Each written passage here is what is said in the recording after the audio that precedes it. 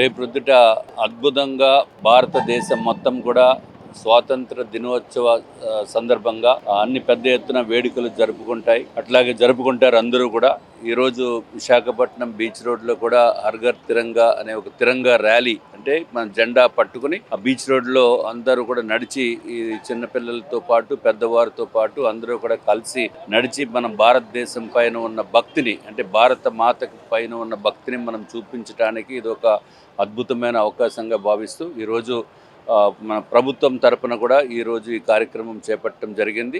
Morning beach రోడ్లో ఇక్కడి నుంచి మ్యారథాన్ వాక్ కింద వెళ్ళటం అనేది భారతదేశంలో ప్రతి ఒక్కరికి కూడా భారతదేశం పైన ఉన్న గౌరవాన్ని చాటి చూపించడానికి ఇది ఒక కారణం అని చెప్పి తెలియజేసుకుంటూ, అట్లాగే రేపు అన్ని చోట్ల కూడా రేపు కూడా ప్రోగ్రామ్స్ జరుపుకుంటున్నాము. అంతా కూడా సందర్భంగా అందరికీ కూడా నా యొక్క శుభాకాంక్షలు తెలియజేసుకుంటున్నాము.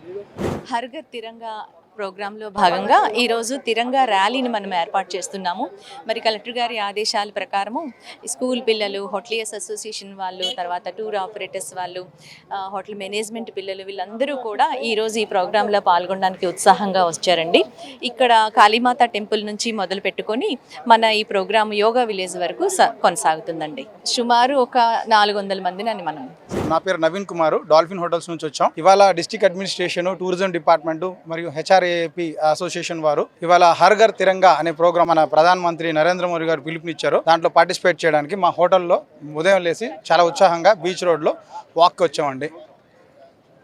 ప్రతి సంవత్సరం ఇలానే వస్తుంటాం, చాలా హ్యాపీగా ఉంది. ఈరోజు ఏదైతే జాతీయవాదాన్ని మనం ఎలా తీసుకెళ్లాలా, ఏదైతే ఇండియా ఇండిపెండెన్స్ ఎలా వచ్చింది చాలా మందికి తెలియదు. ఎంతో మంది మన స్వాతంత్ర పోరాటం చేసి ఇంత మనం స్వేచ్ఛగా ఇవాళ తిరుగుతున్నాం.